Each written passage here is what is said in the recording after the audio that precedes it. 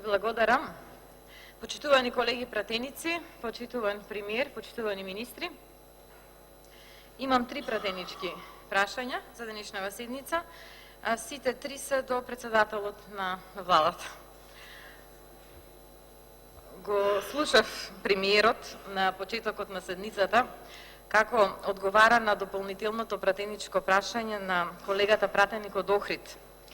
И не можам да се начудам како после се она што го кажа, Охрид за прв пат ќе се најде на листата на културно наследство во опасност.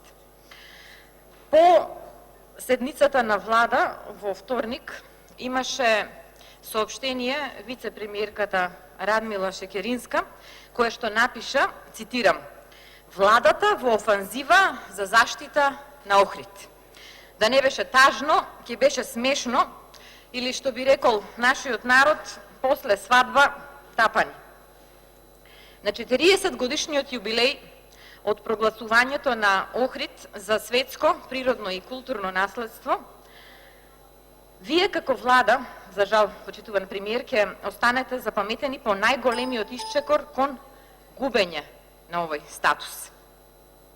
Носењето на закон за заштита на Охрид, односно дополнувањето на веќе постоечкиот закон, дури сега, во обид да се прикаже грижа, наместо да се преземат мерки и активности во изминатите 2 години, колку што беше рокот за спроведување на последните препораки од УНЕСКО, е уште една, според мене, погрешна стратегија.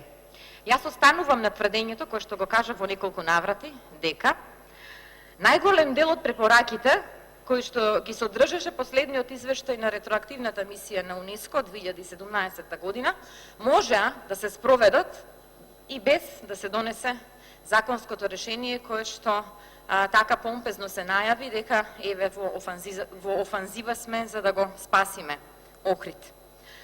Затоа што веќе заштитата на Охрид беше времена, имаше закон кој што дозволуваше да се преземат одредени активности за да се надмине ова што ни се случи.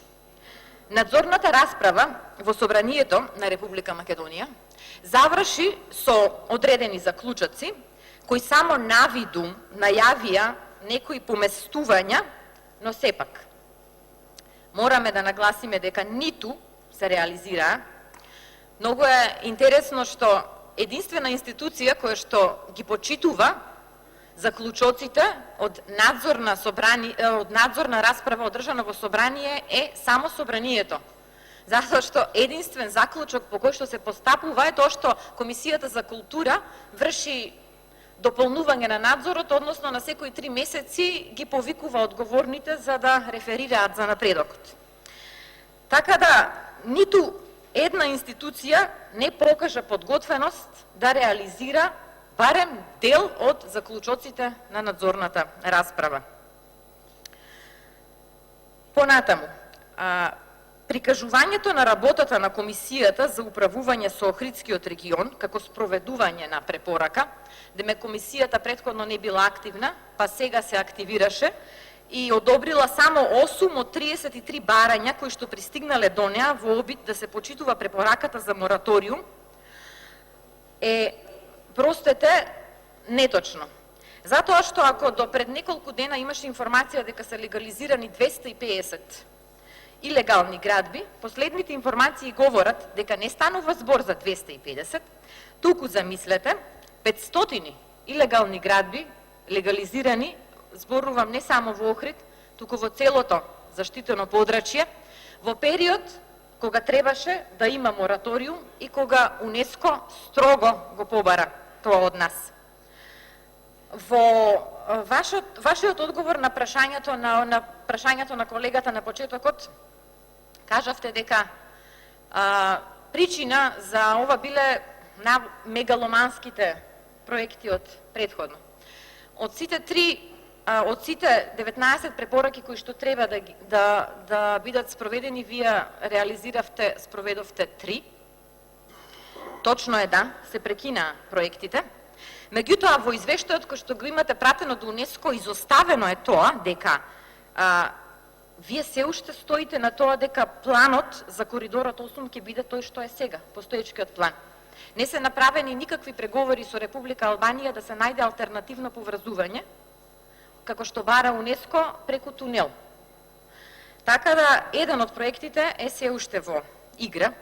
Понатаму во извештајот кој што сте го пратиле до УНЕСКО не стои новата марина, новата урбанизација на крајбрежјето, новиот кеј, планот за нова индустријска зона.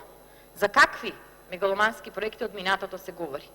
Зборуваме за сега, за сегашноста.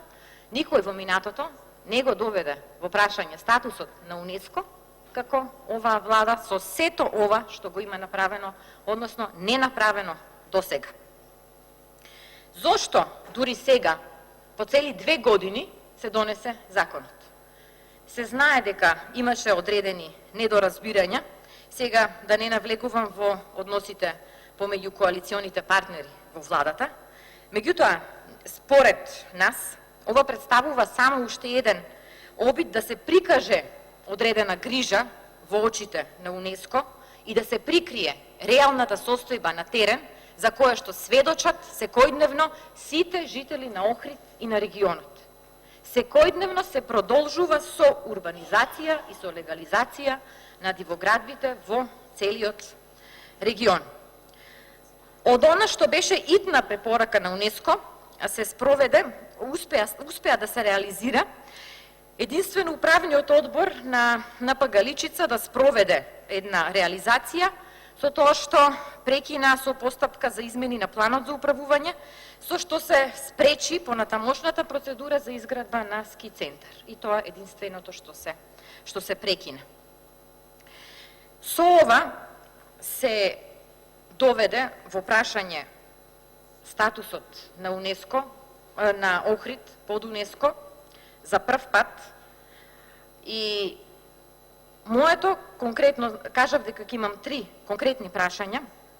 Првото прашање, господине Заев, е кој ќе понесе одговорност за нереализацијата на акциониот план што вие како влада се обврзавте да го спроведете уште при добивањето на последниот извештај од ретроактивната мисија на УНЕСКО.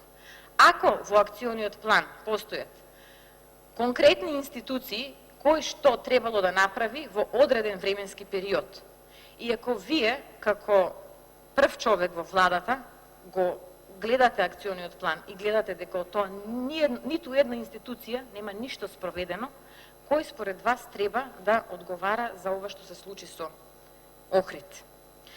Второто прашање. Дали Охрид конечно доби инспектор за природа во рамките на Инспекторатот за заштита на животната средина?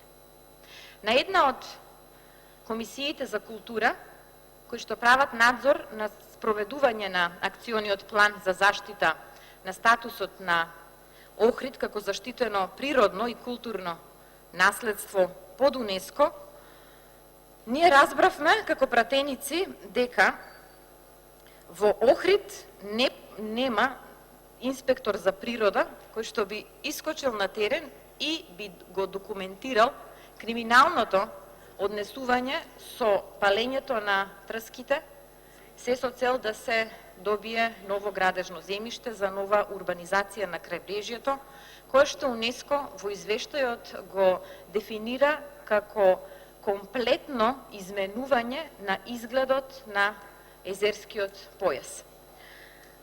Тоа е моето конкретно прашање, затоа што простото недозволиво е да нема инспектор за природа во единственото подрачје во Република Македонија, кое што е заштитено не само како културно наследство, туку како и светско природно наследство од особено значење. На почетокот, кога говоревте на темава, вие кажавте дека владата има формирано посебно предпријатие за управување со колекторскиот систем, како еден добар чекор кон справување на она што значи комплетно уништување на биодиверзитетот во Охрид, во Охридското езеро. Па моето трето конкретно прашање се однесува на резултатите кои што ги даде ова предпријатие и дали функционира колекторскиот систем? Ви благодарам. Ви благодарам. Пратеничката постави